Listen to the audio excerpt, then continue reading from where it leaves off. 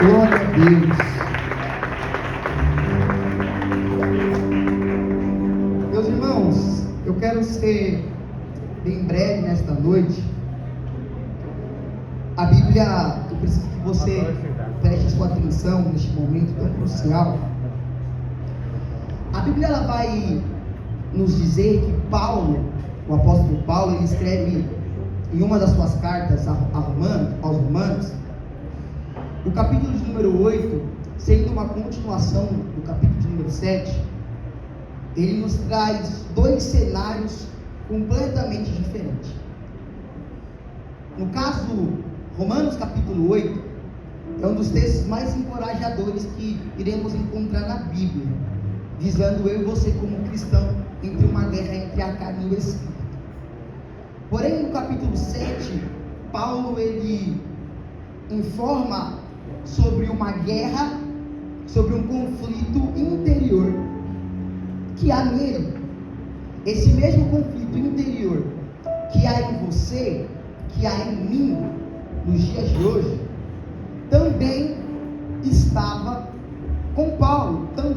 Paulo também tinha esse conflito.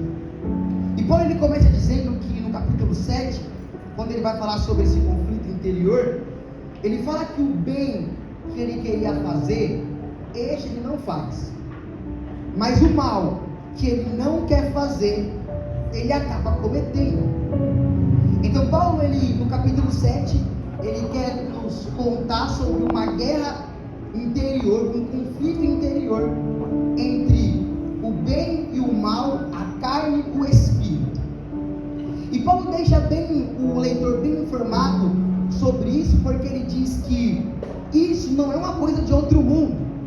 Paulo diz que é normal ter essa guerra entre a carne e o espírito, porque no capítulo 8 ele diz que quem vive da carne obedece às leis da carne e não se sujeita à lei de Deus. Então, dentro de mim e você, a nossa carne não se sujeita à lei de Deus. E é exatamente por isso que existe esse conflito interno entre o corpo e o espírito, a carne e o espírito, o bem e o mal. Então Paulo ele vai dizer que isso é normal. Então você não é a única pessoa que tem um conflito interior. Isso já existe bem antes de você. E quando Paulo ele começa o capítulo 8 com outro cenário, porque no capítulo 7 o cenário é um conflito. Agora no capítulo 8 o cenário é uma confessão. Porque ele começa dizendo, o primeiro versículo é: nenhuma condenação há para aqueles que estão em Cristo Jesus. Por que Paulo ele diz que nenhuma condenação há para aquele que está em Cristo Jesus? Porque no capítulo 7 ele se vê condenado pelos erros da sua carne. No capítulo 7 ele se vê totalmente condenado pelo erro que a sua carne incentiva ele fazer. E ele diz que ele não consegue fazer o bem que ele queria, mas o mal que ele não quer ele faz. Então a sua alta consciência o condena dizendo: você não é merecedor, porque por mais que você pregue, por mais que você liberte, por mais que milhões de pessoas te acompanhem, você ainda comete o mal. Então a consciência dele o condena: você não é digno, porque você comete o mal, mesmo sem querer, mas comete. Aí no capítulo 8 ele começa dizendo assim: nenhuma condenação há para aquele que está em Cristo Jesus. Ou seja, no capítulo 7 algo o condenava, mas no capítulo 8, por ele estar em Cristo, a condenação que tinha já não tem mais. Agora é outra história. E aí Paulo ele escreve que nenhuma condenação há para aquele que está em Cristo Jesus. E Paulo não está falando apenas de um alívio emocional, porque quando Paulo ele diz que nenhuma condenação há, é um alívio para ele, porque outra hora ele era condenado, outra hora ele era acusado, outra hora ele era apontado. Então agora não se trata apenas de um alívio emocional, se trata de uma certeza que ele não criou da própria cabeça dele, não, mas foi aquilo que Deus disse para ele.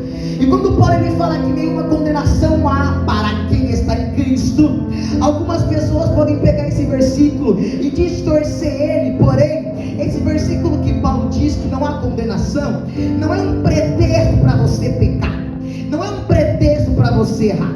Não é uma desculpa para você cometer um adultério e depois dizer que ninguém pode te condenar. Não, porque quem vai te condenar é as suas próprias atitudes. Então Paulo não está dando um pretexto para o leitor olhar e falar: eu posso pecar, posso errar, e nenhuma condenação há de vir. Não, ele está dizendo: não é um pretexto para você pecar, é um pretexto para você agradecer, porque outra hora alguém te condenava, e essa condenação não pertence a você, porque você é livre. Quando Paulo ele dá esse texto, ele quer dizer: olha, não é motivo para pecar, é motivo para agradecer. Por quê? Porque ele diz: outra hora você era identificado como mais um condenado, mas agora, por você estar em Cristo, você sai de condenado para perdoado. E quando Paulo diz isso, é um tapa na cara do diabo, porque o que o diabo mais gosta de fazer é de te condenar, é de te acusar, é de te apontar, é de olhar para você e falar: para que vai para a igreja? Sendo que mesmo sem você querer, você comete o mal. Para que você ora? Sendo que mesmo sem querer, você comete o mal. Ó jovem, para que você busca tanto, sendo que a sua natureza vai te levar ao pecado, ao erro, à condenação? Mas eu vim aqui baseado por Paulo, e Paulo é baseado pelo Espírito.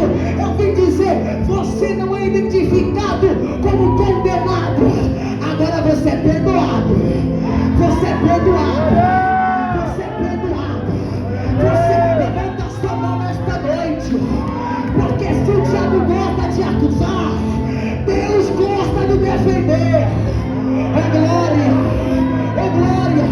Em certo momento, o diabo pegou eu e você para acusar, para apontar, ou para te entristecer. Esta noite, toda palavra de acusação é quebrada pelo poder do perdão de Jesus Cristo. Você não é condenado, você é perdoado. Você não é bastardo, você tem direito da herança. Você não é um filho perdido, você é um filho a quem o teu pai compadece. E esta noite é noite que Deus vai arrancar as travas dos teus olhos e Deus te dizer: eu te perdoo, eu te perdoo, eu te perdoo. É por isso que o diabo não queria deixar você vir para cá hoje.